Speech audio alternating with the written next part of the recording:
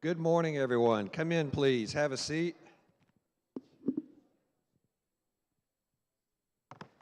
I'm glad you're all here today. Our visitors, we welcome you to Champions Church of Christ. We have a meal for you after services over here in the Family Center, so we'd love to have you stay and have a free meal with us so we can get to know you and talk to you more about Champions. The good news today is I'm not teaching the class. We have a special guest today, Cedric Boyd, who's on the board of Hope for Haiti's Children. Y'all know that I volunteer for them and work with that organization, and we're honored today to have Cedric with us. He's going to talk to us about Hope for Haiti, give us an update on the program, and we have a table out here with children available today for you to take home, and you can sponsor them. So he'll talk more about that in a bit. Cedric comes to us from Cincinnati, Ohio. I've known him for a while. You're in for a treat. He's a wonderful speaker. He's married to Charlene for 36 years, which I've got his biography here. I think that's his greatest accomplishment. Was actually Charlene's greatest accomplishment. 36 years, he's got 2 children, Jonathan and Jeffrey. He worships at the Northeast Church of Christ, I guess, and that's in Cincinnati. He has been on the board twice, and he's on it now. He has a heart for Haiti. He just loves the children there. He can talk to you about the organization, but his passion is for serving and uplifting those children in that tragedy-stricken country of Haiti. I'm not going to take any more of his time. Before we get started this morning, I want to have a prayer, and then I'm going to turn it over to Cedric. So, Blessed Father, we thank you for this time that we can be together. We thank you for the work in Haiti, and thank you for that Cedric is with us, and bless his family and bless his work in Haiti, and bless the other board members that are here with us and other employees. And Father, we're just glad that we can support this work. Bless us today as we study your word and commune around your table. Most of all, we thank you for your Son. In his name we pray. Amen.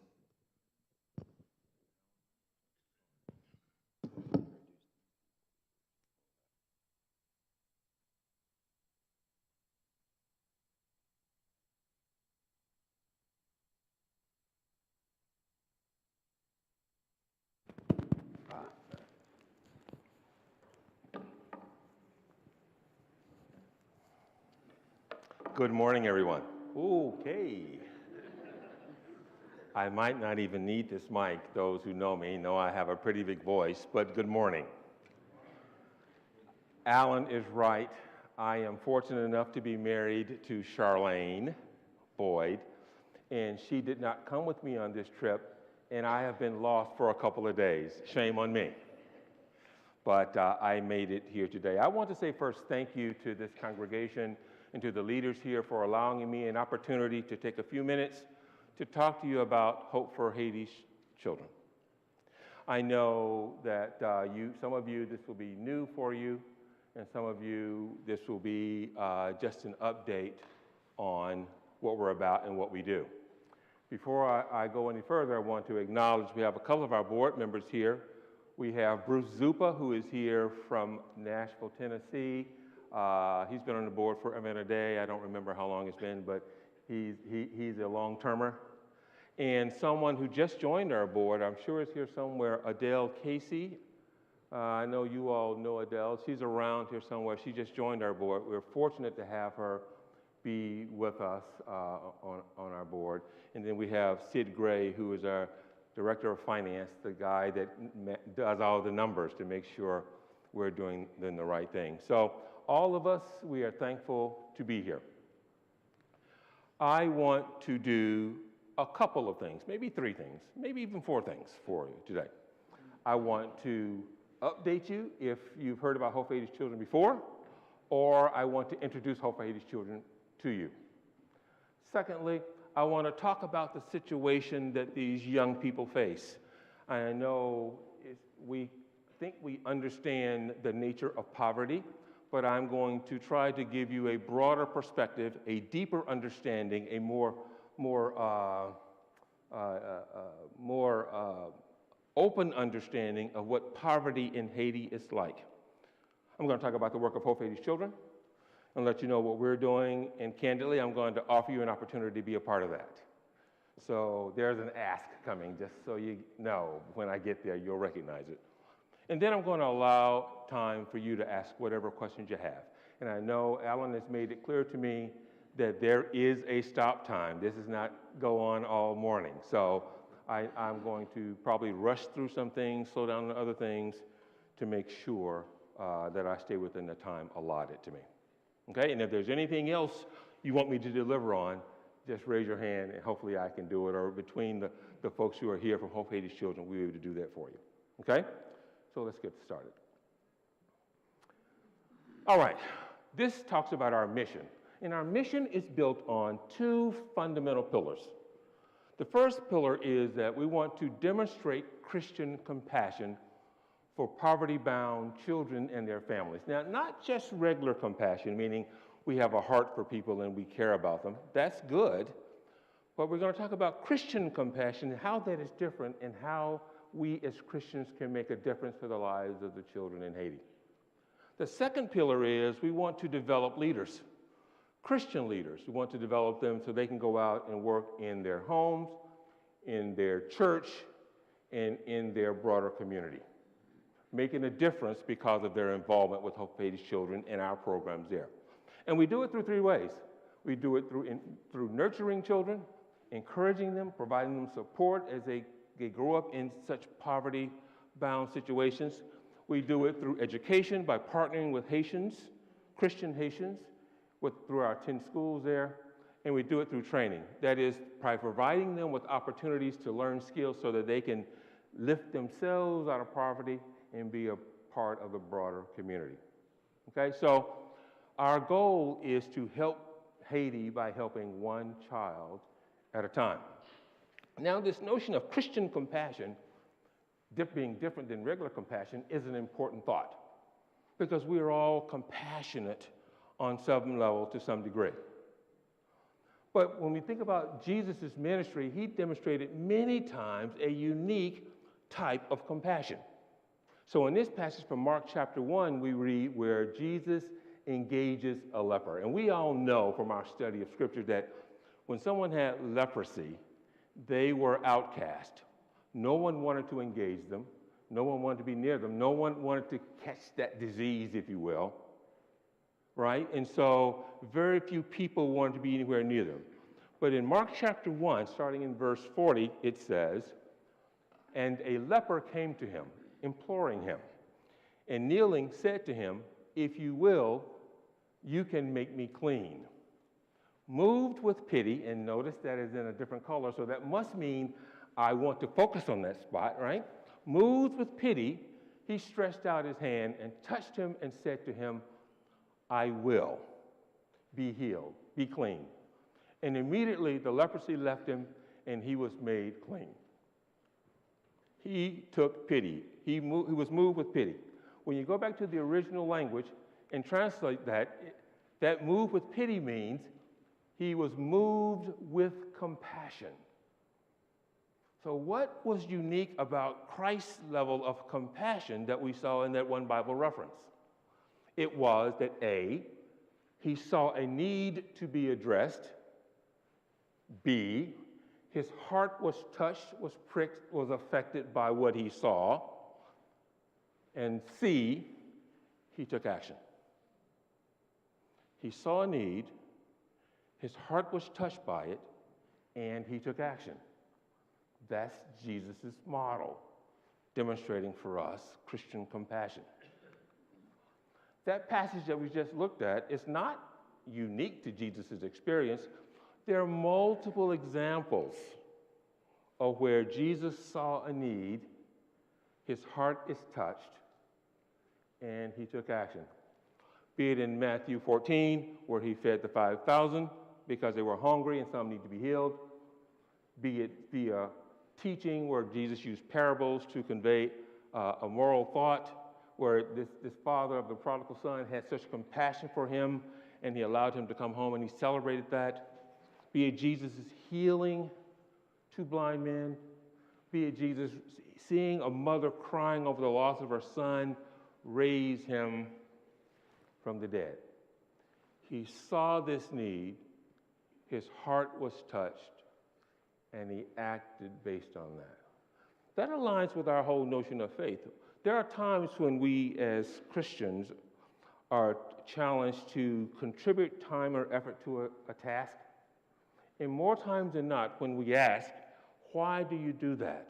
More times than not, it's because we want to see our faith turned into action.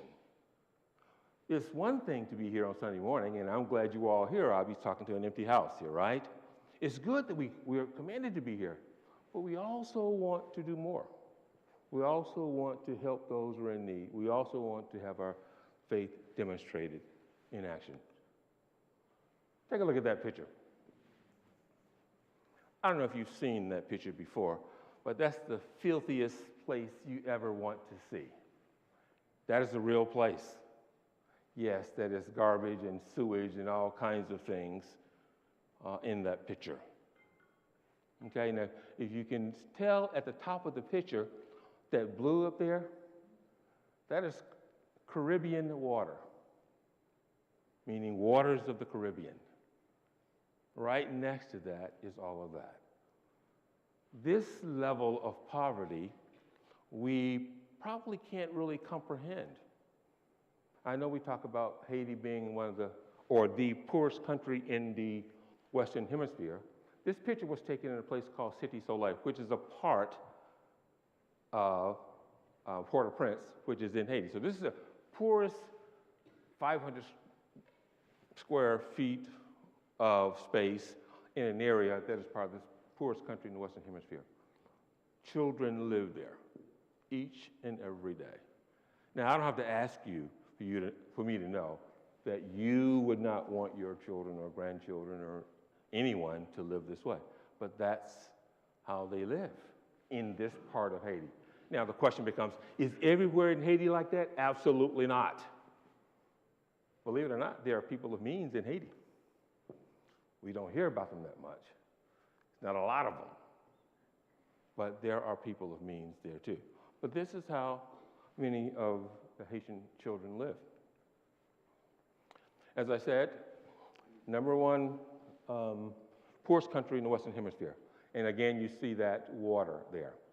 I remember a time when I was down in Haiti and we were visiting one of our schools up in the mountains, and that's another surprise to most people. There are mountains in Haiti. So we're going up in the mountains to visit one of our schools up in the mountains, and I remember on my very first trips there, I turned around and looked down the mountain because the roads are not that wide. It's not like you can't see. And I could see literally miles of beautiful Caribbean coastline.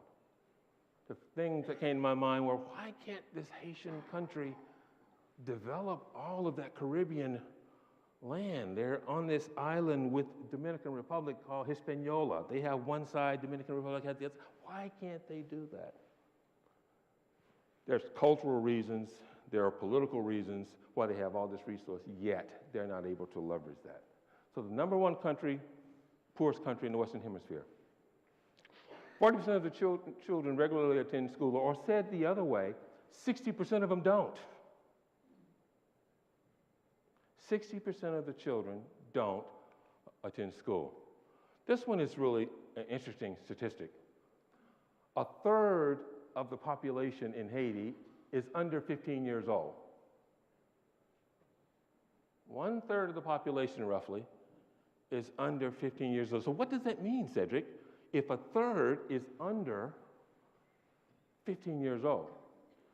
In the absence of intervention, the challenge will get greater and greater and greater because they have so many young people. 42% of Haitian population struggle with access to clean drinking water. You're not surprised by that, given the first picture I shared with you, are you? I've never drank water from a Haitian faucet over the many times I've been to Haiti, for fear of what might happen if I did that. But these children are drinking this water because they have no choice every day.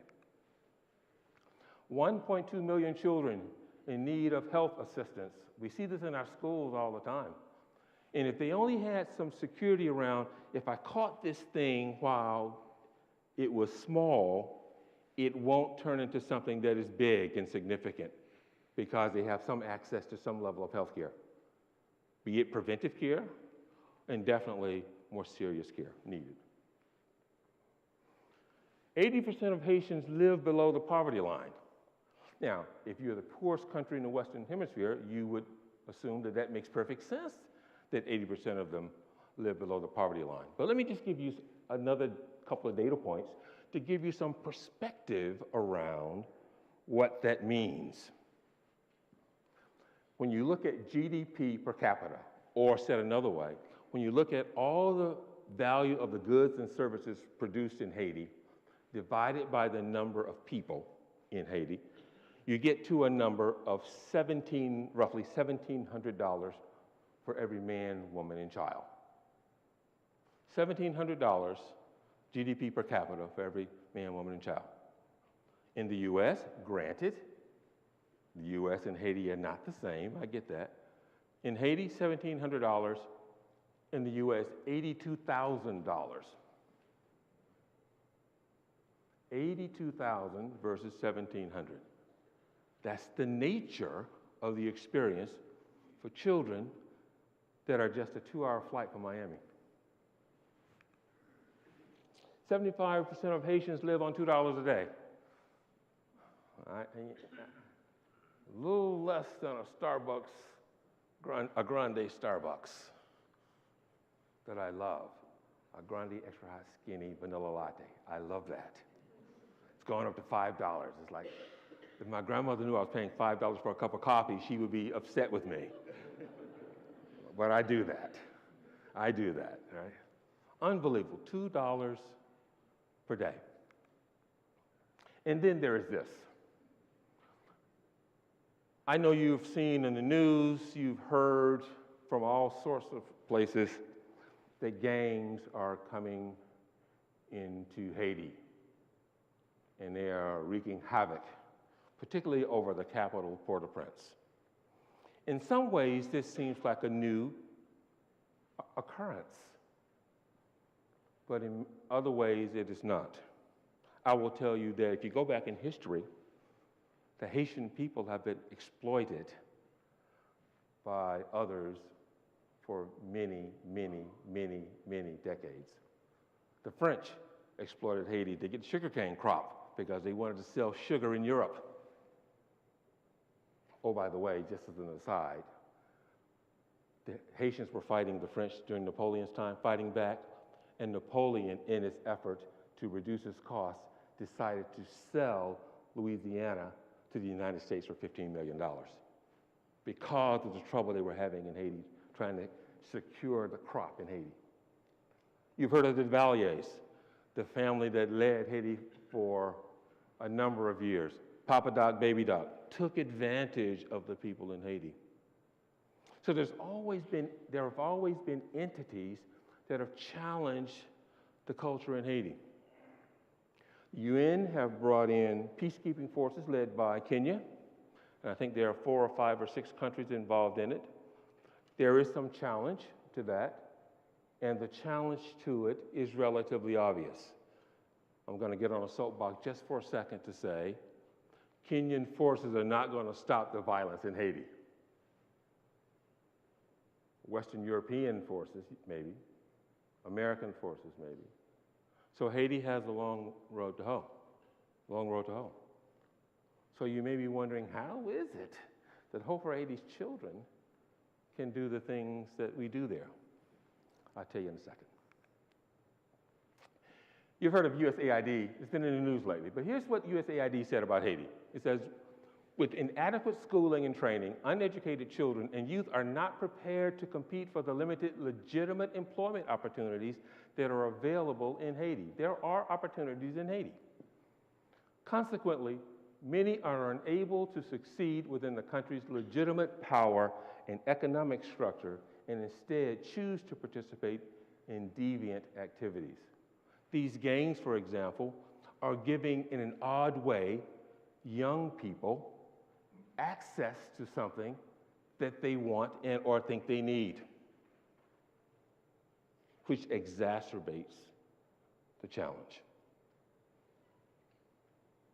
So young people are challenged in Haiti. Children are challenged in Haiti. There is tremendous need for support in Haiti. Take a look at this definition of compassion and tell me if this connects with you in any way. Compassion is being moved in the affections of our inner being when we see the distress of others, coupled with a subsequent outer movement of action in which we seek to alleviate that distress out of love for God and love for our neighbor. Does that definition connect with you? Just seeing the distress of others, coupled with a subsequent outlet, or outer movement for action. It does for me. And on some level, I suspect it does for all of us. But Haiti is a unique place, and the opportunity and needs for the children are unique there. So, what's happening? What are we doing? How do we think about that? What happens with regard to Hope Haiti's children? Why are we able to work in Haiti when so many other nonprofits have moved out? The gangs have frightened them away. What is the secret sauce, if you will, of Hope for Haiti's children? I will tell you right now that the secret sauce is our model. And our model is that we partner with Haitian Christians to deliver the services that the children who are being sponsored need in Haiti. Now, that was our design from the very beginning, but we didn't always do it that way, right? We thought that we needed to go from the U.S. because we had this great and unique knowledge, and we go down to Haiti and help the Haitians figure out what they need to do because obviously we know more, and so let's go down there. And what we have found is that when we get out of the way, Haitians can take care of themselves. They just need a hand up from us. They just need the resources and the processes, and they can do that. This is impact since 2000. I can tell you that slide is outdated already, I can tell you that. But through our efforts, many, many, many children have been baptized, and their parents have been baptized, which is core to our work. We provide, through education, access to all kinds of learning, and it's allowed young people to become nurses and school teachers and principals, lawyers, doctors, administrators, and the effort continues. More and more. Many times we have people who've gone through, young people who've gone through our sponsorship program, come back to help us with other initiatives involved in Hope Haiti's children. There's a cycle to support. Now, not every person comes back. Not every person goes to school, to college. Not every person is working today. But the impact of Hope for Haiti's children, our sponsorship program, is changing the trajectory of lives of young people in Haiti. Think about that for a second. Our sponsorship program can change the trajectory of a person's life. Now, we can't think about that in many ways here in the U.S., but by nurturing, by educating, by training, we can change literally the lives of young people. So what is our need? What do we need to do? How can we continue to make a difference? Candidly, we need more sponsors. Sponsorship is the core of this ministry. It is the baseline of what we do. Everything that we do comes from the notion of sponsorship. And we are coming around to various people all over the country, really, to ask them to be sponsors. Now, what's unique about what's happening today is that our board had a meeting here in Houston. We have our spring and a late summer, fall meeting. And so for the very first time, we decided, since we were all here for a board meeting, to visit with churches in the area, to communicate the story of Hope for Haiti's children, share the opportunity, and ask them if they will help in this effort. So we are here. There are members of our board at other places around the city to do just that. I want to thank those of you who are sponsors already. I've already met one person who's sponsoring a child, but I understand there are several others, either through our education sponsorship or our orphan care sponsorship. Thank you for that. But we'd love to get 17 total children sponsored this very day. And I understand from talking to Alan, 3 or 4 have already been taken, so we have a few left. What is sponsorship about? What is the money for? What do you do with that? It pays for school tuition, it pays for uniforms, it pays for school supplies, ultimately it pays for teachers, it pays for the educational experience, which is foundational, which is fundamental to them getting out of poverty. For only $42 per month, again, you can change the trajectory of the life of a child. But here's what is even more special right now. We have a donor who's willing to match dollar for dollar. Every child, the value of every child sponsored in the first year of a sponsorship. And those dollars will go to the school at which the child attends. That's a powerful idea.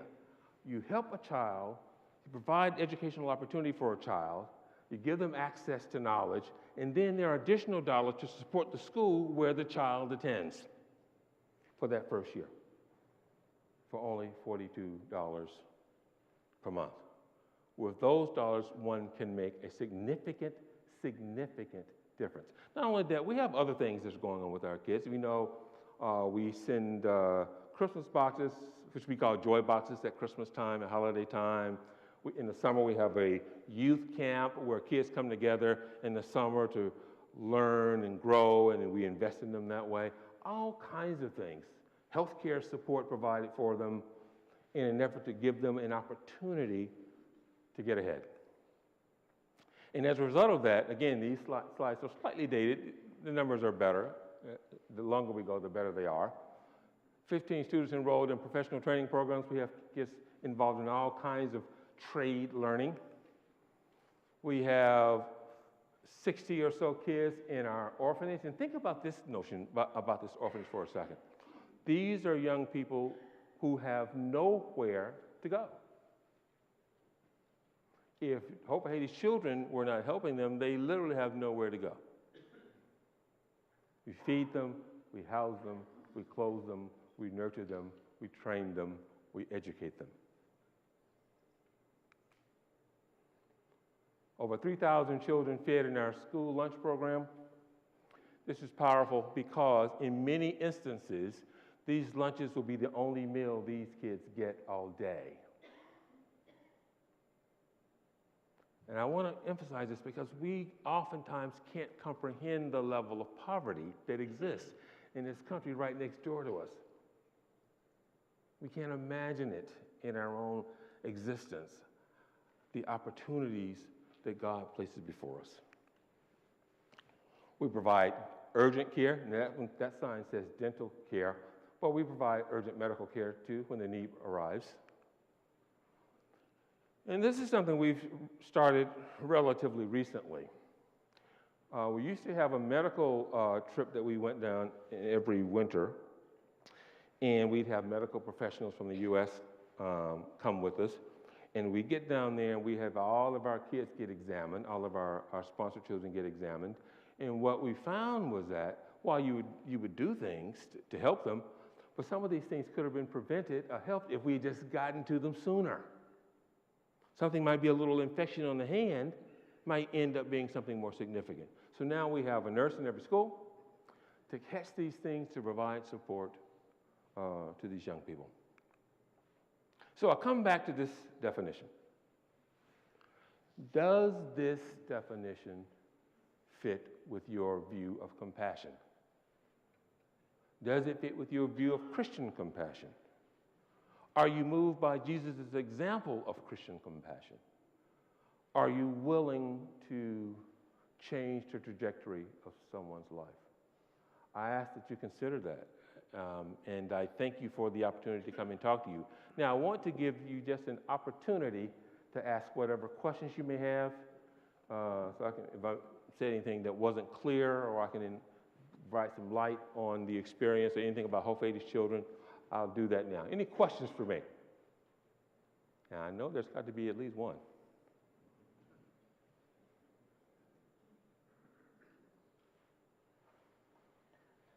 Let me just say this. Oh, yes, I see two. Yes, sir. Yes, sir. In the history of Haiti, you say it's the poorest country in the Western Hemisphere. Yes. One major reason is what? Most significant reason? It's a pretty island. Looks real pretty. Yeah. And what's interesting about that is if you go over to Dominican Republic, they do not have the same experience, and it's on this same island. I think they have been exploited politically forever. I think it's been political exploitation and people taking money out of the country and not investing money into the country that has caused that. And poverty has driven that. You can go into Haiti, and you would think on a Caribbean island you would see lush green everywhere. But you can go to parts of Haiti and look at the mountainside, and all the trees are cut down. You're going, why are all the trees cut down? Because they cut all the trees down to convert that into charcoal so they can use to heat with or to cook with. Now, you think about that, cutting all the trees down just for that. It has been that way forever and a day. So I think it's political exploitation primarily which has driven that. Yes, sir. I had the opportunity in 2019 to go on a trip to Haiti with the kids. And, what you're talking about, the poverty, this is unbelievable because they say in the classes, on Mondays, the kids don't function well, okay, because they probably haven't eaten all weekend, okay, and they're waiting for that first meal in class. That's right. You know? That's right. How bad it is. That's right. And driving, you pointed out that one trash heap, that's all over the place, okay? I mean, the sides of the road just piled with trash. Yes, or tires on fire. Tires on fire and everything Yes. else. Yeah, that's so true. The kids don't eat over the weekend because they can't wait to get back to school for a meal. We started a few years back in the summertime every Friday, because school's not in the summer. On Fridays, we give children who are sponsored children food on Fridays, and they can stretch their food out, because otherwise some of them may not eat for days. We just can't imagine not eating for days. It's outside of our nomenclature, outside of our thought to be able to do that. So you're right. It's the poverty is unimaginable. Yes? How many what? How many children? Roughly 2,400. But I will say that in our schools, in the schools where we partner, while we have sponsored children in alternative schools, not all of the children are sponsored. So in some ways, some of these children are being advantaged by the fact that they're there when the food is served. We're not going to say to a child, no, you can't eat. It's only for the sponsored children to eat. Things like that. That's how you get to like 3,000 children being fed. But it's roughly 2,400. Other questions?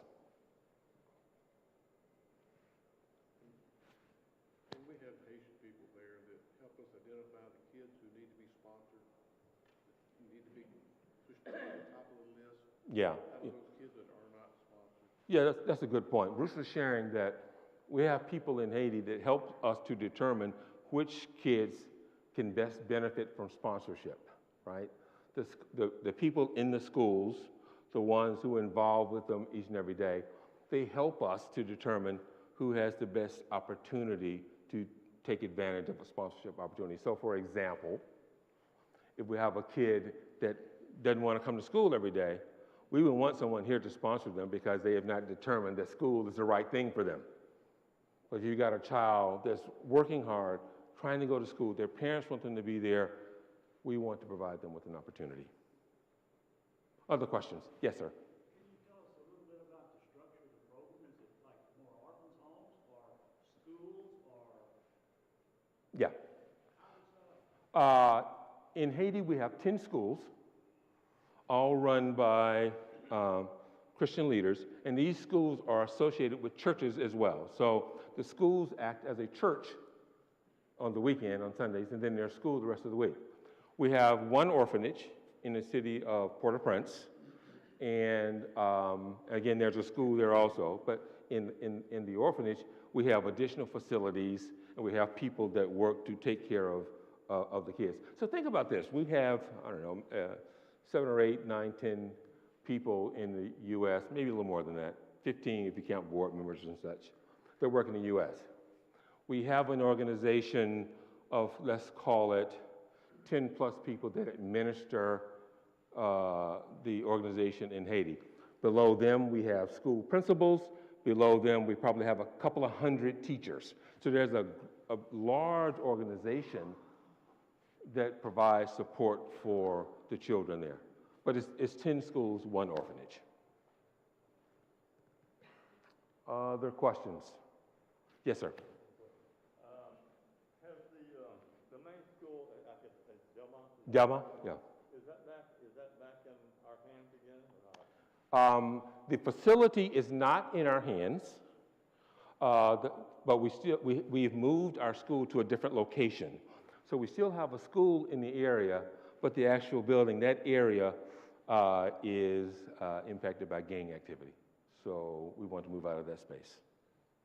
Now, what's really interesting about this, because when we talk about gangs, we assume, the Haitians are cowered in their homes. They're not doing anything. When in reality, they have no other option but to live amongst this. They still have to go to school. They still have to go to work. They still have to eat. So while there are gangs in parts of the city, they still have to act. So we're just very mindful of that. We have resources to make sure that our team is protected down there, but life can be challenging. Other questions?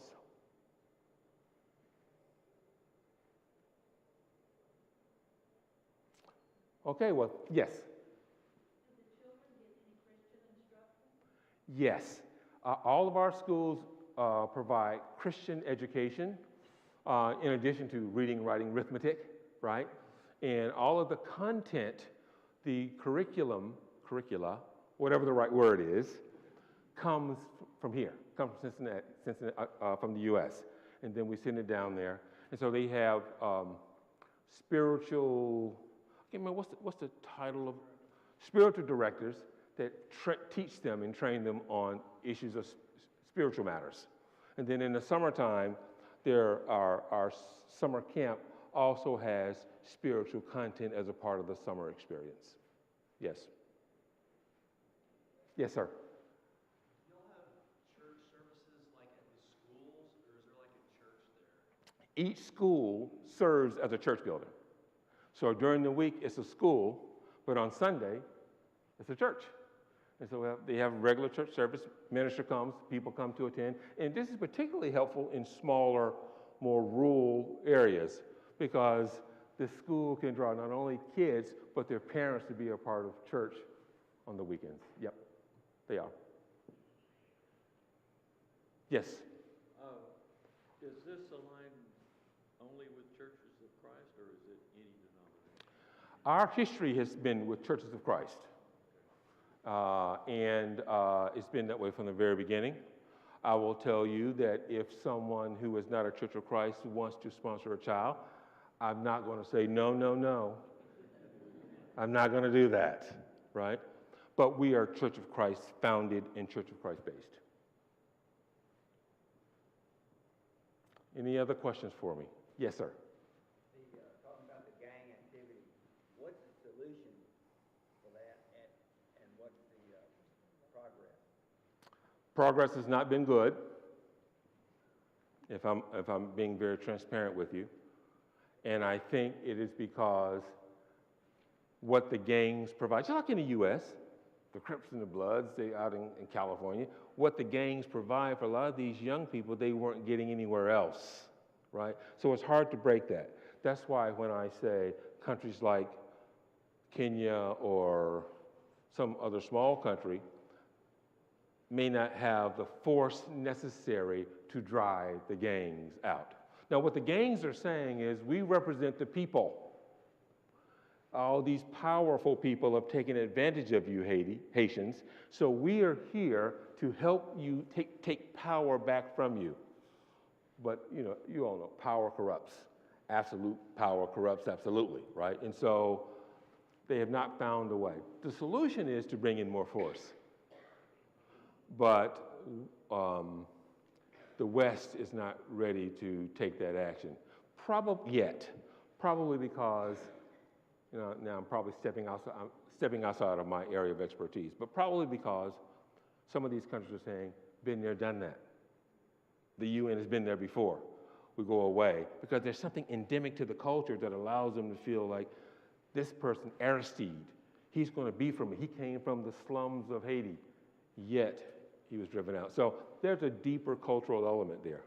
But fortunately for organizations like ours, we can work in spite of that, which is a blessing. Yes, ma'am. Yes, does anybody know the age of most of the gang members? What is the age of? Well, based on pictures, they seem relatively young. But I can't tell you. I've seen a picture of one of the leaders before 30-ish, but I don't know the answer to that. I mean, are there like any like children like in these gangs? Yeah, it would not surprise me if there were not, because they're just groups of people that came together under a leader who is charismatic, right? So, but I don't know the answer to that, but I would suspect so. You mentioned earlier that a lot of the other organizations have left because of the gang Yes. law. What has allowed Hope for Haiti's Children to continue to be successful when so many other ones have left? Yeah. It is our model. We don't go down to Haiti to do the work for Haitians. We partner with Haitians as they do their own work. So, I would not take a group of people from Champions down to Port-au-Prince to do mission work today because it's unsafe. But we have Haitians who are living in Port-au-Prince that can do the work. And that's another broader component. There's this diaspora, all of this talent that is a part of the Haitian culture, they're all moving away too. They're running away, which is part of the problem. All the people who can get away, and it leaves what's left. And so part of we work with some members of the diaspora. We work with Haitian leaders. We engage them every week. We provide resources to them, and then they tell us what their needs are. One day, we're going to be able to go back to Port-au-Prince. I mean, I've been down to Haiti since the gang started, but I wasn't in Port-au-Prince. I was in a place called Cap Haitian, which is the north part of the city. And if you go to the north part of the city, it looks like old Haiti. At least at that time. I don't know if gangs have gotten there yet. So it's an evolving thing. But the bottom line is we are still able to do our work. And, my hope, my prayer is that some young person who is in our program will one day leave Haiti. I mean, that's a bold thought. But someone could be a leader there. Yes, ma'am.